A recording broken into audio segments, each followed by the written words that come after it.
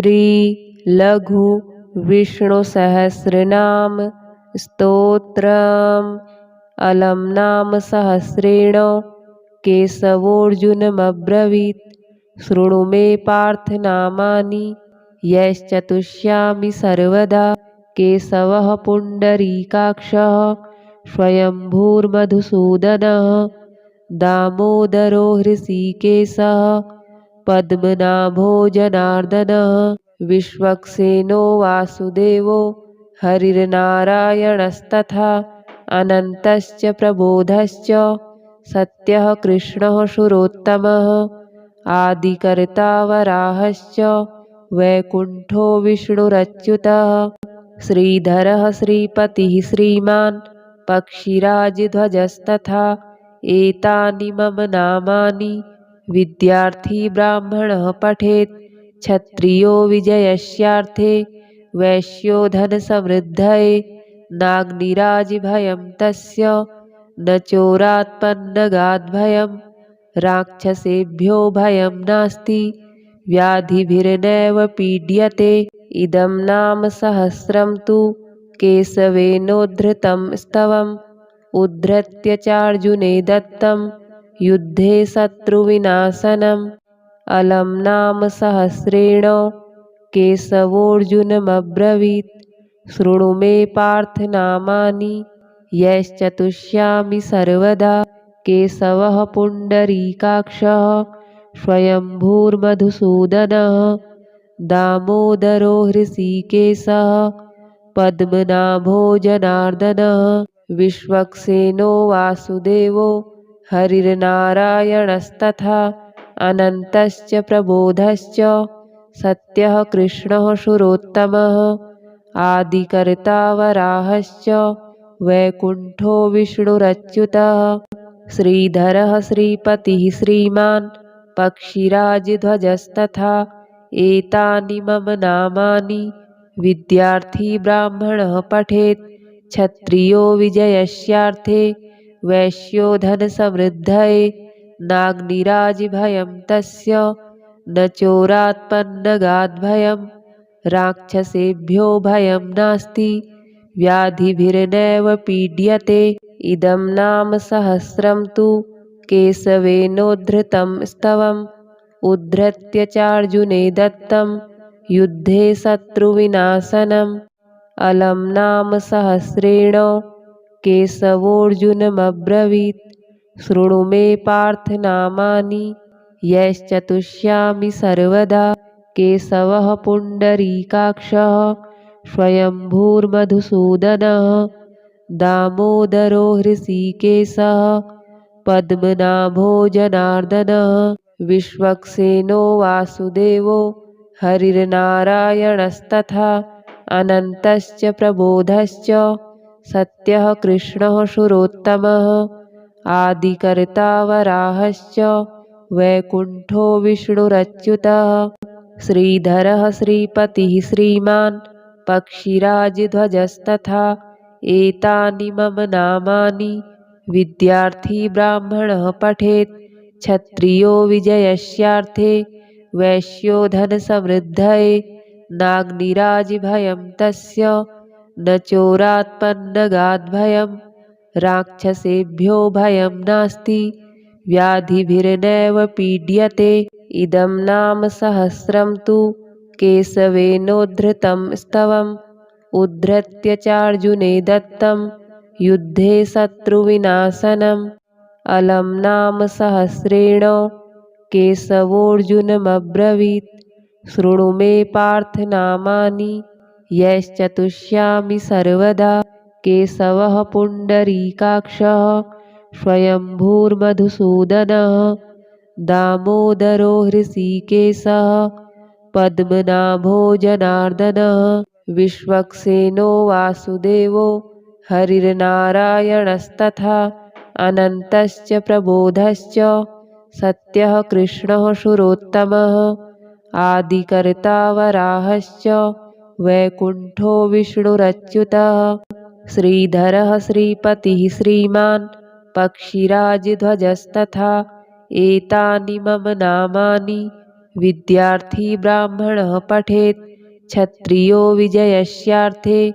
वैश्यो धनसमृद्धये नाग्निराजिभयं तस्य न चोरात्पन्नगाद्भयं राक्षसेभ्यो भयं नास्ति व्याधिभिर्नैव पीड्यते। इदं नाम सहस्रं तु केशवेनोद्धृतं स्तवम् उद्धृत्य चार्जुने दत्तं युद्धे शत्रुविनाशनम्। अलं नाम सहस्रेण केशवोऽर्जुनमब्रवीत् शृणु मे पार्थ नामानि यैश्चतुष्यामि सर्वदा। केशवः पुण्डरीकाक्षः स्वयंभूर्मधुसूदनः दामोदरो हृषीकेशः पद्मनाभो जनार्दनः विश्वक्सेनो वासुदेवो हरिर्नारायणस्तथा अनन्तश्च प्रबोधश्च सत्यः कृष्णः सुरोत्तमः आदिकर्ता वराहश्च वैकुण्ठो विष्णुरच्युतः श्रीधरः श्रीपतिः श्रीमान् पक्षिराजध्वजस्तथा एतानि मम नामानि विद्यार्थी ब्राह्मणः पठेत् क्षत्रियो विजयस्यार्थे वैश्यो धनसमृद्धये नाग्निराजिभयं तस्य न चोरात्पन्नगाद्भयं राक्षसेभ्यो भयं नास्ति व्याधिभिर्नैव पीड्यते। इदं नाम सहस्रं तु केशवेनोद्धृतं स्तवम् उद्धृत्य चार्जुने दत्तं युद्धे शत्रुविनाशनम्। अलं नाम सहस्रेण केशवोऽर्जुनमब्रवीत् शृणु मे पार्थ नामानि यैश्चतुष्यामि सर्वदा। केशवः पुण्डरीकाक्षः स्वयंभूर्मधुसूदनः दामोदरो हृषीकेशः पद्मनाभो जनार्दनः विश्वक्सेनो वासुदेवो हरिर्नारायणस्तथा अनन्तश्च प्रबोधश्च सत्यः कृष्णः सुरोत्तमः आदिकर्ता वराहश्च वैकुण्ठो विष्णुरच्युतः श्रीधरः श्रीपतिः श्रीमान् पक्षिराजध्वजस्तथा एतानि मम नामानि विद्यार्थी ब्राह्मणः पठेत् क्षत्रियो विजयस्यार्थे वैश्यो धनसमृद्धये नाग्निराजिभयं तस्य न चोरात्पन्नगाद्भयं राक्षसेभ्यो भयं नास्ति व्याधिभिर्नैव पीड्यते। इदं नाम सहस्रं तु केशवेनोद्धृतं स्तवम् उद्धृत्य चार्जुने दत्तं युद्धे शत्रुविनाशनम्। अलं नाम सहस्रेण केशवोऽर्जुनमब्रवीत् शृणु मे पार्थ नामानि यैश्चतुष्यामि सर्वदा। केशवः पुण्डरीकाक्षः स्वयंभूर्मधुसूदनः दामोदरो हृषीकेशः पद्मनाभो जनार्दनः विश्वक्सेनो वासुदेवो हरिर्नारायणस्तथा अनन्तश्च प्रबोधश्च सत्यः कृष्णः सुरोत्तमः आदिकर्ता वराहश्च वैकुण्ठो विष्णुरच्युतः श्रीधरः श्रीपतिः श्रीमान् पक्षिराजध्वजस्तथा एतानि मम नामानि विद्यार्थी ब्राह्मणः पठेत् क्षत्रियो विजयस्यार्थे वैश्यो धनसमृद्धये नाग्निराजिभयं तस्य न चोरात्पन्नगाद्भयं राक्षसेभ्यो भयं नास्ति व्याधिभिर्नैव पीड्यते। इदं नाम सहस्रं तु केशवेनोद्धृतं स्तवम् उद्धृत्य चार्जुने दत्तं युद्धे शत्रुविनाशनम्। अलं नाम सहस्रेण केशवोऽर्जुनमब्रवीत् शृणु मे पार्थ नामानि यैश्चतुष्यामि सर्वदा।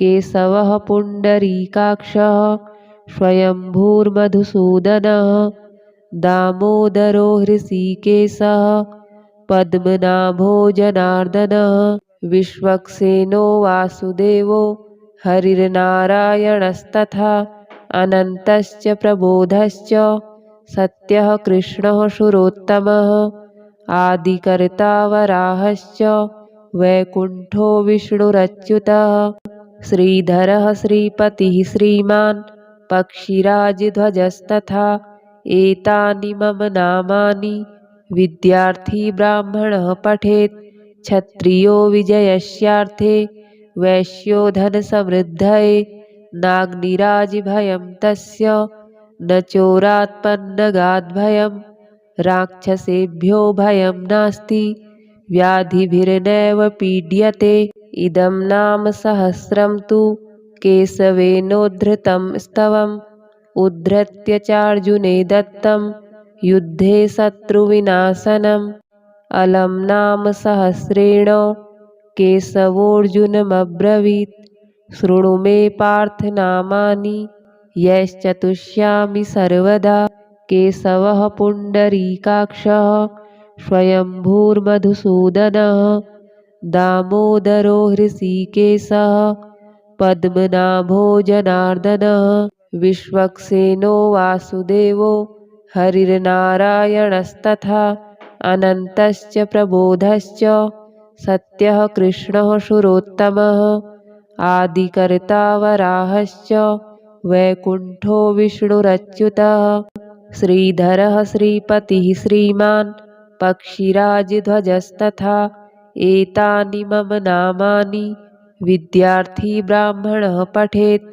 क्षत्रियो विजयस्यार्थे वैश्यो धनसमृद्धये नाग्निराजिभयं तस्य न चोरात्पन्नगाद्भयं राक्षसेभ्यो भयं नास्ति व्याधिभिर्नैव पीड्यते इदं नाम सहस्रं तु केशवेनोद्धृतं स्तवम् उद्धृत्य चार्जुने दत्तं युद्धे शत्रुविनाशनम् अलं नाम सहस्रेण केशवोऽर्जुनमब्रवीत् शृणु मे पार्थ नामानि यैश्चतुष्यामि सर्वदा केशवः पुण्डरीकाक्षः स्वयंभूर्मधुसूदनः दामोदरो हृषीकेशः पद्मनाभो जनार्दनः विश्वक्सेनो वासुदेवो हरिर्नारायणस्तथा अनन्तश्च प्रबोधश्च सत्यः कृष्णः शूरोत्तमः आदिकर्ता वराहश्च वैकुण्ठो विष्णुरच्युतः श्रीधरः श्रीपतिः श्रीमान् पक्षिराजध्वजस्तथा एतानि मम नामानि विद्यार्थी ब्राह्मणः पठेत् क्षत्रियो विजयस्यार्थे वैश्यो धनसमृद्धये नाग्निराजिभयं तस्य न चोरात्पन्नगाद्भयं राक्षसेभ्यो भयं नास्ति व्याधिभिर्नैव पीड्यते इदं नाम सहस्रं तु केशवेनोद्धृतं स्तवम् उद्धृत्य चार्जुने दत्तं युद्धे शत्रुविनाशनम् अलं नाम सहस्रेण केशवोऽर्जुनमब्रवीत् शृणु मे पार्थ नामानि यैश्चतुष्यामि सर्वदा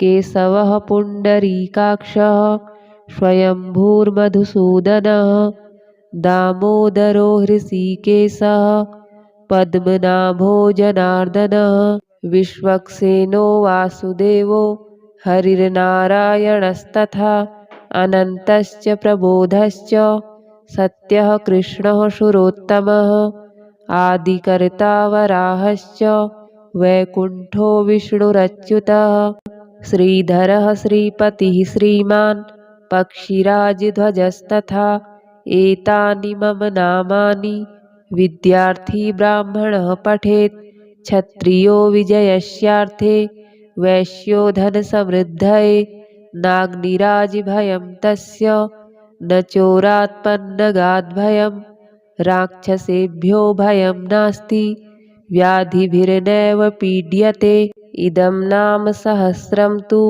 केशवेनोद्धृतं स्तवम् उद्धृत्य चार्जुने दत्तं युद्धे शत्रुविनाशनम् अलं नाम सहस्रेण केशवोऽर्जुनमब्रवीत् शृणु मे पार्थ नामानि यैश्चतुष्यामि सर्वदा।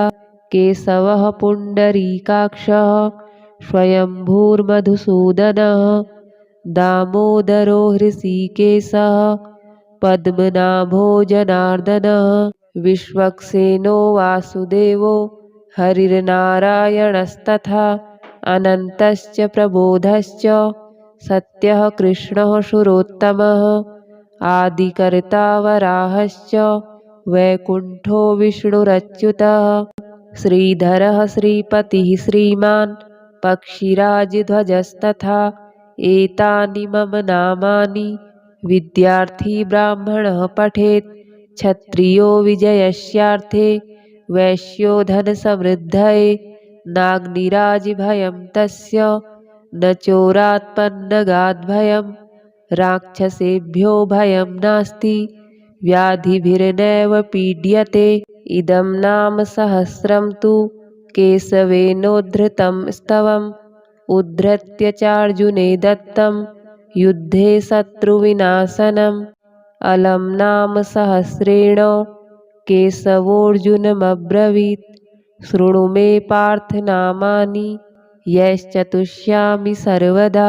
केशवः पुण्डरीकाक्षः स्वयंभूर्मधुसूदनः दामोदरो हृषीकेशः पद्मनाभो जनार्दनः विश्वक्सेनो वासुदेवो हरिर्नारायणस्तथा अनन्तश्च प्रबोधश्च सत्यः कृष्णः सुरोत्तमः आदिकर्ता वराहश्च वैकुण्ठो विष्णुरच्युतः श्रीधरः श्रीपतिः श्रीमान् पक्षिराजध्वजस्तथा एतानि मम नामानि विद्यार्थी ब्राह्मणः पठेत् क्षत्रियो विजयस्यार्थे वैश्यो धनसमृद्धये नाग्निराजिभयं तस्य न चोरात्पन्नगाद्भयं राक्षसेभ्यो भयं नास्ति व्याधिभिर्नैव पीड्यते। इदं नाम सहस्रं तु केशवेनोद्धृतं स्तवम् उद्धृत्य चार्जुने दत्तं युद्धे शत्रुविनाशनम्। अलं नाम सहस्रेण केशवोऽर्जुनमब्रवीत् शृणु मे पार्थ नामानि यैश्चतुष्यामि सर्वदा। केशवः पुण्डरीकाक्षः स्वयंभूर्मधुसूदनः दामोदरो हृषीकेशः पद्मनाभो जनार्दनः विश्वक्सेनो वासुदेवो हरिर्नारायणस्तथा अनन्तश्च प्रबोधश्च सत्यः कृष्णः सुरोत्तमः आदिकर्ता वराहश्च वैकुण्ठो विष्णुरच्युतः श्रीधरः श्रीपतिः श्रीमान् पक्षिराजध्वजस्तथा एतानि मम नामानि विद्यार्थी ब्राह्मणः पठेत् क्षत्रियो विजयस्यार्थे वैश्यो धनसमृद्धये नाग्निराजिभयं तस्य न चोरात्पन्नगाद्भयं राक्षसेभ्यो भयं नास्ति व्याधिभिर्नैव पीड्यते। इदं नाम सहस्रं तु केशवेनोद्धृतं स्तवम् उद्धृत्य चार्जुने दत्तं युद्धे शत्रुविनाशनम्। अलं नाम सहस्रेण केशवोऽर्जुनमब्रवीत् शृणु मे पार्थ नामानि यैश्चतुष्यामि सर्वदा। केशवः पुण्डरीकाक्षः स्वयंभूर्मधुसूदनः दामोदरो हृषीकेशः पद्मनाभो जनार्दनः विश्वक्सेनो वासुदेवो हरिर्नारायणस्तथा अनन्तश्च प्रबोधश्च सत्यः कृष्णः सुरोत्तमः आदिकर्ता वराहश्च वैकुण्ठो विष्णुरच्युतः श्रीधरः श्रीपतिः श्रीमान् पक्षिराजध्वजस्तथा एतानि मम नामानि विद्यार्थी ब्राह्मणः पठेत् क्षत्रियो विजयस्यार्थे वैश्यो धनसमृद्धये नाग्निराजिभयं तस्य न चोरात्पन्नगाद्भयं राक्षसेभ्यो भयं नास्ति व्याधिभिर्नैव पीड्यते। इदं नाम सहस्रं तु केशवेनोद्धृतं स्तवम् उद्धृत्य चार्जुने दत्तं युद्धे शत्रुविनाशनम्। अलं नाम सहस्रेण केशवोऽर्जुनमब्रवीत् शृणु मे पार्थ नामानि यैश्चतुष्यामि सर्वदा। केशवः पुण्डरीकाक्षः स्वयंभूर्मधुसूदनः दामोदरो हृषीकेशः पद्मनाभो जनार्दनः। विश्वक्सेनो वासुदेवो हरिर्नारायणस्तथा अनन्तश्च प्रबोधश्च सत्यः कृष्णः सुरोत्तमः। आदिकर्ता वराहश्च वैकुण्ठो विष्णुरच्युतः। श्रीधरः श्रीपतिः श्रीमान् पक्षिराजध्वजस्तथा। एतानि मम नामानि विद्यार्थी ब्राह्मणः पठेत्। क्षत्रियो विजयस्यार्थे वैश्यो धनसमृद्धये। नाग्निराजिभयं तस्य न चोरात्पन्नगाद्भयं राक्षसेभ्यो भयं नास्ति व्याधिभिर्नैव पीड्यते। इदं नाम सहस्रं तु केशवेनोद्धृतं स्तवम् उद्धृत्य चार्जुने दत्तं युद्धे शत्रुविनाशनम्। अलं नाम सहस्रेण केशवोऽर्जुनमब्रवीत् शृणु मे पार्थ नामानि यैश्चतुष्यामि सर्वदा। केशवः पुण्डरीकाक्षः स्वयंभूर्मधुसूदनः दामोदरो हृषीकेशः पद्मनाभो जनार्दनः। विश्वक्सेनो वासुदेवो हरिर्नारायणस्तथा अनन्तश्च प्रबोधश्च सत्यः कृष्णः सुरोत्तमः। आदिकर्ता वराहश्च वैकुण्ठो विष्णुरच्युतः। श्रीधरः श्रीपतिः श्रीमान् पक्षिराजध्वजस्तथा। एतानि मम नामानि विद्यार्थी ब्राह्मणः पठेत्। क्षत्रियो विजयस्यार्थे वैश्यो धनसमृद्धये। नाग्निराजिभयं तस्य न चोरात्पन्नगाद्भयं राक्षसेभ्यो भयं नास्ति व्याधिभिर्नैव पीड्यते। इदं नाम सहस्रं तु केशवेनोद्धृतं स्तवम् उद्धृत्य चार्जुने दत्तं युद्धे शत्रुविनाशनम्। अलं नाम सहस्रेण केशवोऽर्जुनमब्रवीत् शृणु मे पार्थ नामानि यैश्चतुष्यामि सर्वदा। केशवः पुण्डरीकाक्षः स्वयंभूर्मधुसूदनः दामोदरो हृषीकेशः पद्मनाभो जनार्दनः। विश्वक्सेनो वासुदेवो हरिर्नारायणस्तथा अनन्तश्च प्रबोधश्च सत्यः कृष्णः सुरोत्तमः। आदिकर्ता वराहश्च वैकुण्ठो विष्णुरच्युतः। श्रीधरः श्रीपतिः श्रीमान् पक्षिराजध्वजस्तथा। एतानि मम नामानि विद्यार्थी ब्राह्मणः पठेत्। क्षत्रियो विजयस्यार्थे वैश्यो धनसमृद्धये। नाग्निराजिभयं तस्य न चोरात्पन्नगाद्भयं राक्षसेभ्यो भयं नास्ति व्याधिभिर्नैव पीड्यते। इदं नाम सहस्रं तु केशवेनोद्धृतं स्तवम् उद्धृत्य चार्जुने दत्तं युद्धे शत्रुविनाशनम्। अलं नाम सहस्रेण केशवोऽर्जुनमब्रवीत् शृणु मे पार्थ नामानि यैश्चतुष्यामि सर्वदा। केशवः पुण्डरीकाक्षः स्वयंभूर्मधुसूदनः दामोदरो हृषीकेशः पद्मनाभो जनार्दनः।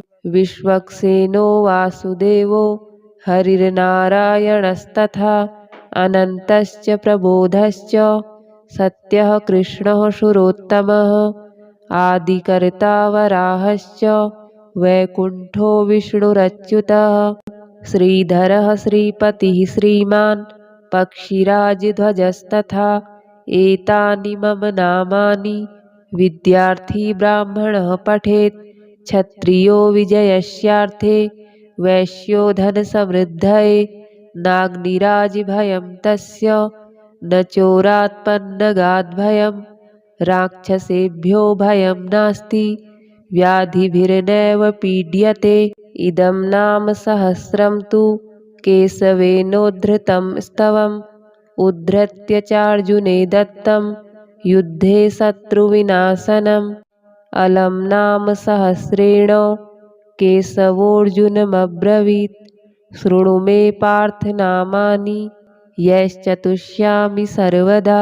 केशवः पुण्डरीकाक्षः स्वयंभूर्मधुसूदनः दामोदरो हृषीकेशः पद्मनाभो जनार्दनः विश्वक्सेनो वासुदेवो हरिर्नारायणस्तथा अनन्तश्च प्रबोधश्च सत्यः कृष्णः सुरोत्तमः आदिकर्ता वराहश्च वैकुण्ठो विष्णुरच्युतः श्रीधरः श्रीपतिः श्रीमान् पक्षिराजध्वजस्तथा एतानि मम नामानि विद्यार्थी ब्राह्मणः पठेत् क्षत्रियो विजयस्यार्थे वैश्यो धनसमृद्धये नाग्निराजिभयं तस्य न चोरात्पन्नगाद्भयं राक्षसेभ्यो भयं नास्ति व्याधिभिर्नैव पीड्यते। इदं नाम सहस्रं तु केशवेनोद्धृतं स्तवम् उद्धृत्य चार्जुने दत्तं युद्धे शत्रुविनाशनम्। अलं नाम सहस्रेण केशवोऽर्जुनमब्रवीत् शृणु मे पार्थ नामानि यैश्चतुष्यामि सर्वदा। केशवः पुण्डरीकाक्षः स्वयंभूर्मधुसूदनः दामोदरो हृषीकेशः पद्मनाभो जनार्दनः विश्वक्सेनो वासुदेवो हरिर्नारायणस्तथा अनन्तश्च प्रबोधश्च सत्यः कृष्णः सुरोत्तमः आदिकर्ता वराहश्च वैकुण्ठो विष्णुरच्युतः श्रीधरः श्रीपतिः श्रीमान् पक्षिराजध्वजस्तथा एतानि मम नामानि विद्यार्थी ब्राह्मणः पठेत् क्षत्रियो विजयस्यार्थे वैश्यो धनसमृद्धये नाग्निराजिभयं तस्य न चोरात्पन्नगाद्भयं राक्षसेभ्यो भयं नास्ति व्याधिभिर्नैव पीड्यते। इदं नाम सहस्रं तु केशवेनोद्धृतं स्तवम् उद्धृत्य चार्जुने दत्तं युद्धे शत्रुविनाशनम्।